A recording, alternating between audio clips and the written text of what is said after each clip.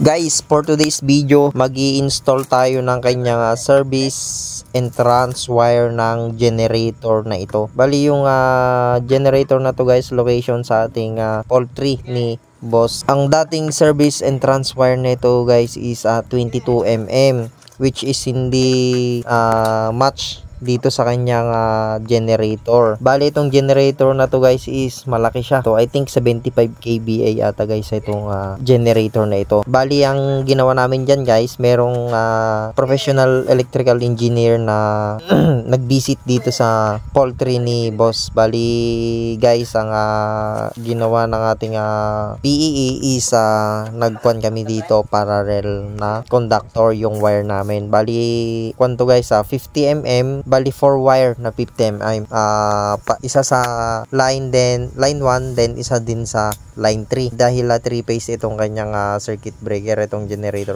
Ang ginawa namin guys is pinadaan namin dyan sa may flooring, tapos hindi pwedeng walang PVC electrical conduit para safe yung ating conductor yung wire natin. Hindi siya ngingit-ngitin ng daga then papasukin ng anay. Kasi itong poultry ni boss is dito sa gitna ng kabukiran yung kanyang poultry. Hindi natin maiwasan na merong mga especially daga na nangingit-ngit yung ating mga conductor, yung wire. Diyan sa kanyang electrical room guys is meron na tayong nakitang ngingit-ngit ng daga. Kaya ang ginawa namin guys is nilagyan namin siya ng PVC conduit na 63 mm guys yung nilagay namin na PVC papunta dyan sa may electrical room. Then dyan sa may dugtungan guys is nilagyan ko siya ng solvent. Hindi pwedeng walang solvent yan para hindi pasukin ng anay or tubig pagka may malakas na umulan. Then shout out sa ating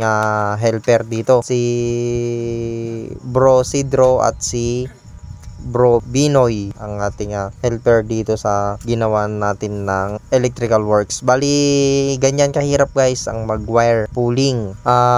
Bulky then mabigat siya. Yung especially yung paghila ng wire is matigas, mahirap hilain. Yung brand ng wire dito guys is THW na Sequin. 50 mm yung kanyang size of conductor yung wire natin. Makikita nyo dyan guys, yung PVC na yan na pinapasukan ng wire conductor natin is papunta yan sa may electrical room. Then also gagamit ako ng entrance cap dyan guys sa bandang yan para hindi pasukin ng ulan pagka umulan ng malakas, para hindi mababad yung ating conductor, yung wire kung sakaling pasukin ng tubig yung PVC na inilagay natin dyan. Totally sealed dyan guys. Ginamitan ko siya ng solvent. Kinabukasan nito guys is ang sakit ng katawan ko dahil persado kami dito sa pinanggawa namin dito sa kanyang service entrance wire ng generator na ito. Then also guys, meron kaming ginamit na crimping tools para i-crimp yung dalawang dulo ng conductor natin. Dahil sa isang crimping lugs natin guys is dalawang 50 mm yan. Kaya medyo matigas yan. Kaya ginamitan ko siya ng crimping tools. Then ite-terminate namin dyan sa kanyang 3-phase na kanyang circuit breaker dyan sa mismong kanyang generator. Nung okay na kami sa labas guys is lumipat na kami dito sa loob ng electrical room. Bali itong pinutol kong PVC electrical conduit is para dyan sa kanyang housing ng circuit breaker natin. Then also guys, gumamit pala ako ng dito ng end bell. Nag-assemble ako ng end bell para hindi masugat ang ating conductor, ang ating wire pagpasok sa kanyang circuit breaker housing. Yung inihila natin guys na nanggaling sa may labas is eto na yun, yung wire na 50 mm papunta dyan sa kanyang circuit breaker dyan sa mismo hinahawakan ko guys. Guys, bali lagay kami ng service entrance wire, dalawang 50 mm THW, then also naka-crimping siya. Ayan. Parallel connection na yung ginawa ko guys, doble. Yung 50 mm na service entrance wire papuntang generator line. Bali ito yung generator 3 phase, then 300 ampere. Tapos ito yung kanyang wire 50 mm na parallel, dalawa. Then also naka-crimping para mas fit siya, wala siyang loose. Ayan yung kanyang PVC electrical conduit guys yan. Bali yung size niya is 63 mm. Yung kanyang PVC electrical conduit papunta dun sa may electrical room. Ito. Then ito is sesementohin namin mamaya. Then lahat ng dugtungan ng PVC meron siyang solvent para pagka umulan at hindi natin maiwasan na may anay dito sa may electrical room, hindi nila mapapasok to kung sakali. Bali tatabunan namin to mamaya pagbalik namin. Ayan. Pinadaan ko dito sa ilalim guys, bumutas ako dito na hindi naman gaanong malaki. Then may elbow dito pataas sa may generator. Ayan. Then yung kanyang termination guys, ite-terminate namin mamaya. Antayin ko lang yung kanyang entrance cap. Hindi ako nakapagpabili ng entrance cap dito sa kanyang 63 mm na PVC. Ayan. All goods na guys, itong aming ginawang generator line. Yung papasok dito sa may electrical room guys, bali 2 pole na yung kanyang MCCB 250 ampere. Dito yan. Meron siyang NEMA 3R. Ganyan yung itsura niya. Then yung termination namin mamaya, gagawin namin after namin kumain. Okay na kami dito sa palabas. Then connection na lang, termination dito sa may generator na fusible. Bali yung generator ni boss dito is 3 generator. Ito yung isang generator guys. Then ito naman yung sa isa. Then also ito naman yung papunta sa may, ito yung nanggaling sa may metro sa labas. Yan na yung service provider natin sa may Iselco. Then yung load side nya guys is ito 60 mm papunta sa may pole 3. Then ito guys yung connection ng generator. Siya itong papunta rito. Ito guys yung generator. Connection ng generator, then generator 1, generator 2, then generator 3. Ito na yung kanyang pangatlong generator guys na a-assemblein namin. You know, overtime malala. Yan. Bali, yan dito kami sa poultry ni boss. Service tayo ng kanyang electrical room. Lalo sa may kanyang generator line. Additional tayo. Bali, 3 generator to yung gagawin natin. Time check, mag 8 PM na ng gabi. Ayan. Andito pa rin tayo para mag-overtime. As you can see guys, bali ginabi na kami dito. Gumamit kami ng ilaw namin para makita namin tong ginagawa namin dito sa my generator. Dito sa part na to guys is inilalagay ko na yung kanyang service entrance cap 63 mm. Then dapat itong gabi na to guys is matapos namin tong generator wiring guys, para kinabukasan is maglalagay na sila ng livestock ng poultry ni boss ng mga sisiw na manok guys. Gatin to katigas nitong THW na 50mm guys, lalo na at doble itong aming inilagay na generator service entrance wire. Bali guys, dyan isa inassemble ko na yung kanyang entrance cap, then susunod dyan is termination tayo dyan sa kanyang circuit breaker.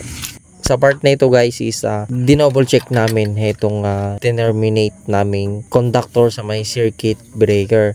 Then also kasama ko si Bro Timo dyan na may hawak na flashlight ang katiwala ni boss dito sa kanyang poultry, para i-double check or maluwag yung aming pinag-terminating sa kanyang circuit breaker.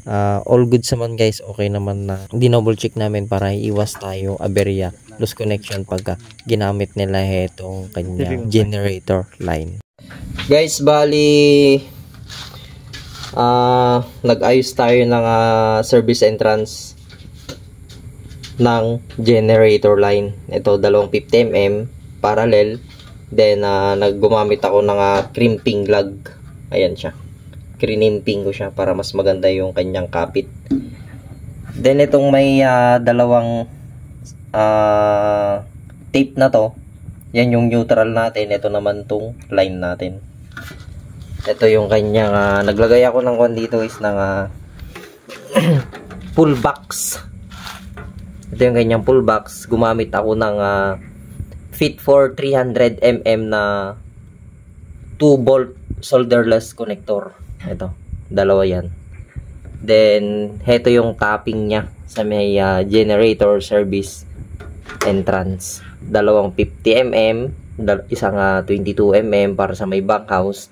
Then, ito naman yung 80 mm para dun sa may kanyang generator dito sa loob. Then, yung isa sa labas.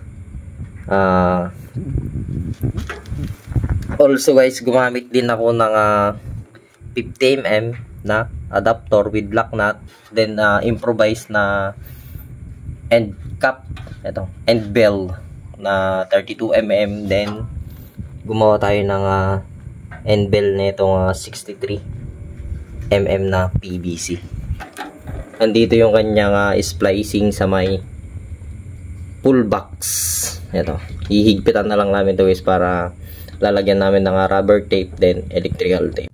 Sa part na ito guys is gumamit ako ng wrench para higpitan itong 2-bolt na solderless connector para iwas loose connection, then fit yung ating mga contactor sa bawat isa. Ang importante dito guys, yung ang maiwasan natin is yung kanyang loose connection, dahil dun tayo magkakaproblema pagka merong isang generator na umandar, then hindi maganda yung pagkahigpit ng 2-bolt na solderless connector is iinit yan, masusunog yung ating conductor kung sakali guys. Kaya make sure yung mga kagaya kong electrician, kung naglalagay ko ng 2-bolt solderless connector is siguraduhin yung totally fit para iwas tayo problema kung sakali. Bali goods na siya guys, totally na maigpit na siya itong kanyang 2-bolt solderless connector. Bali yung kanyang fit na wire dito guys is yung tapping niya 350 to 500 mm. Ito yung kaya niyang i-fit, i-grip na itong 2-bolt na solderless connector. Bali gagamit ako ng rubber tape dito guys. Ito, gagamit ako ng rubber tape, then saka ko siya papatungan ng electrical tape. As you can see guys, gumamit ako ng rubber tape dito. Then pagka natapos ko ng malagyan ng rubber tape, papasundan ko yan ng electrical tape. Huwag yung titipirin sa rubber tape guys, then also sa electrical tape sa ating mga splicing, then joining. Gaya nitong aking nilalagyan ng rubber tape sa may 2-bolt solderless connector guys, dahil ito ay napaka-importante para hindi iinit yung ating splicing or joining sa ating 2-bolt solderless connector.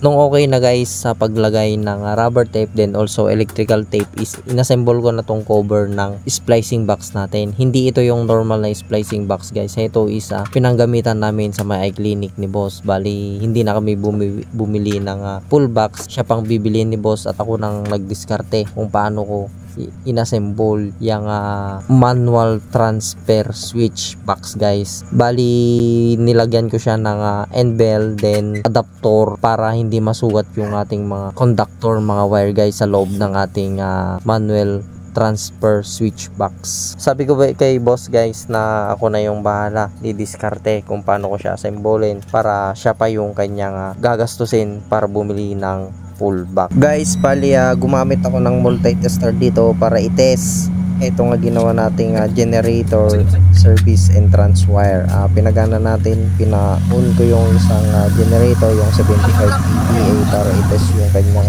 voltahe guys papunta dito sa kanyang circuit breaker.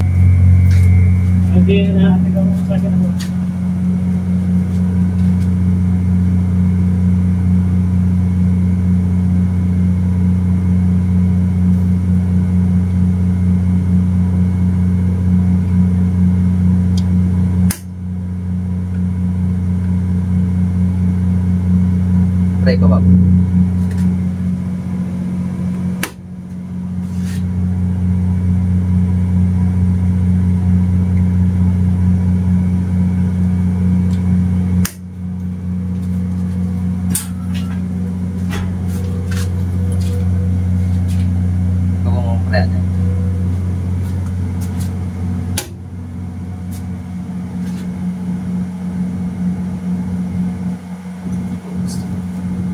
Yung isa bro, patay ko na yung malaki. Ay, gusto nga yung pro no kanya. Najitakil lang to eh. Tatati pa may ano ka. Aje breaker na ijay, naki-steady lang taje. Na naka-on. Ato lang tigarawin. No, sari majay, at itakpil nga generator, naka-off yan. Ingatom lang ata. Tapos ito'y, basta lang tayo naka-steady. Ben, awan tigargarawin dito ay nakasentro ato'y. Nakasentro ato'y. Ato'y, ang dapat nga dumikit di jay. Pwede. In-antimate lang kanya dapat nakadikit dito eh. Sentro lang ata. No, sari majay. Ato'y naka-onen. Ibabam no ka ati bro. Testing man na ibabam no ka. Ah? Testing man na. Pag-idi manok mo eh.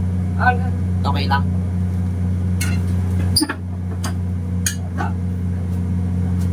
Sino ka ito Brian lang tanongan?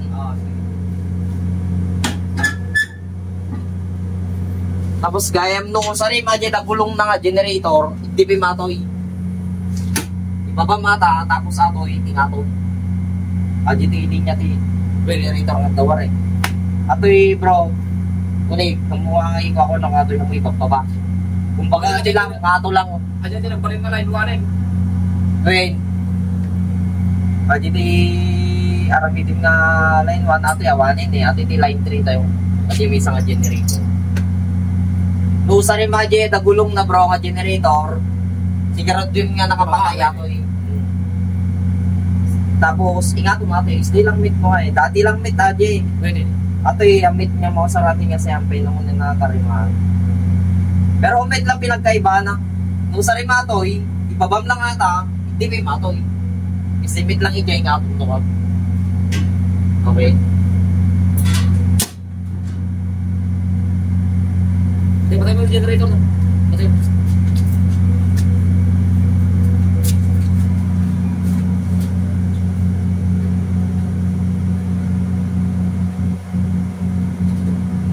Thanks God, bale itong ginawa nating wiring installation sa poultry ng ating boss is okay na siya.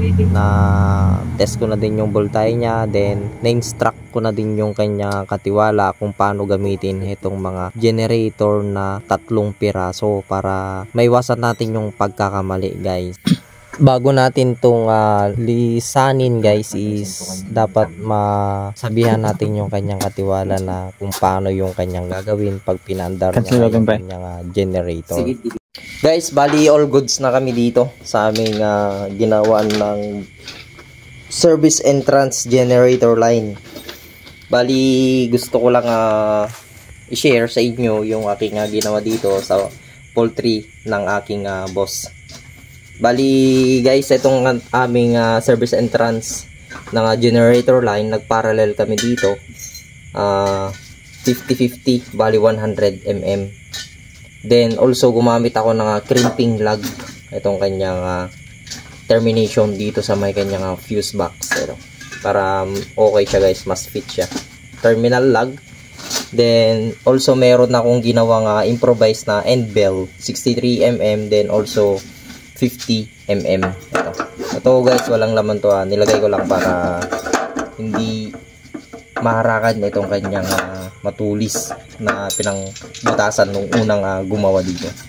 Bali then also dito guys is gumamit ako ng 63 mm na PVC.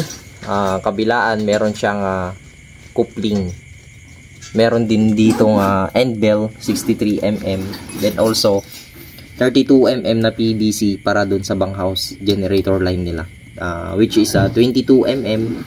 Then heto yung aking splicing. Gumamit ako ng solderless 2 bolt 350 to 500 mm ang kaya niya i-fit dito sa may termination natin dito sa may kanyang generator line guys. Ito, dalawang 50 mm, isang 22, then also 80 mm. Klase ng wire pala guys is Sequin THW yung kanyang wire. Color coding guys, hindi na natin nasunod. Then ito lang yung available na nakuha ng ating boss sa pinagkukuhanan niya ng electrical materials. Then itong kanyang full box, sobra lang namin dun sa may clinic nila ito nun. Ginawan ko na lang siya ng paraan para hindi pa siyang bibilin ni boss yung kanyang full box. Ito guys, diffuse din to na pang generator doon sa kanilang clinic nung binaklas ko siya. Kaya ginawan ko siya ng paraan para ito na yung gagamitin natin. Para hindi na din bumili ng bago si boss. Then binutasan ko siya ng guys ng pang 63mm end bell. Then also adapter na 50mm with lock nut. Yan. Then yung kanyang PVC electrical conduit safety is ito din, nag-elbow kami dito, 50mm, 63mm. Then ito yung kanyang termination. Ito guys yung 3-phase na generator doon sa may labas. Bali parallel din siya, 50mm. Yung main circuit breaker ng generator doon sa labas guys na naka built in is 350mm. Ito na lang yung nilagay naming wire. Also meron akong may nag-advise sa aking engineer guys na ito yung gagawin natin para hindi makatipid, para makatipid yung boss natin dito sa kanyang poultry sa may generator line guys. Ito siya. Itong may tagging guys na electrical tape, dalawa is ito yung neutral natin. Then ito yung line natin. Then also naka-NEMA 3R siya guys. Ito pang 250 ampere na yung pinasok namin dito sa may kanyang generator line. Ayan. Shilin yung brand niya guys, non-reversible. Meron siyang line then load. Hindi pwedeng magkabaligtad to guys. Bali non-reversible to. Then also gumamit ako ng crimping lug. Ayan.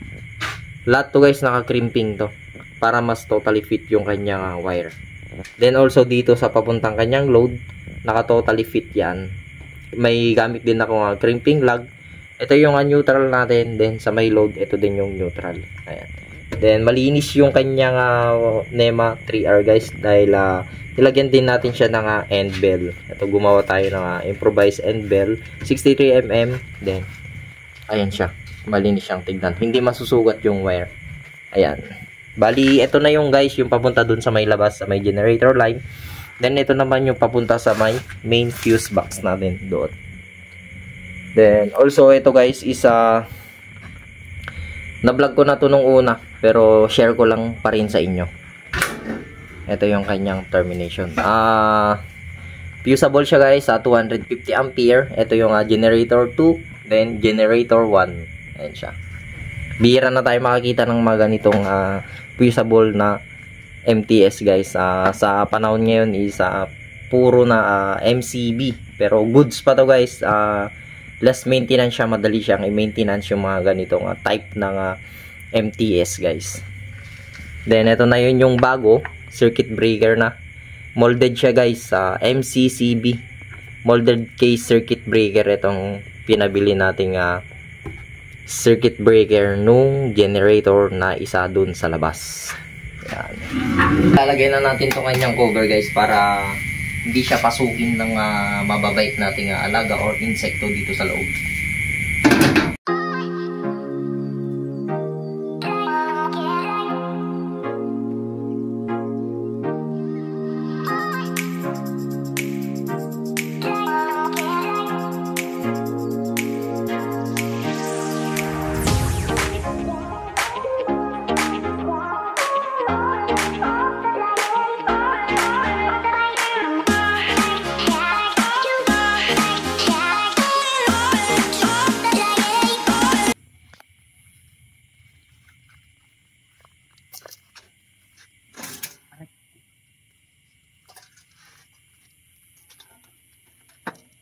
Bali, ito yung aking termination dito guys.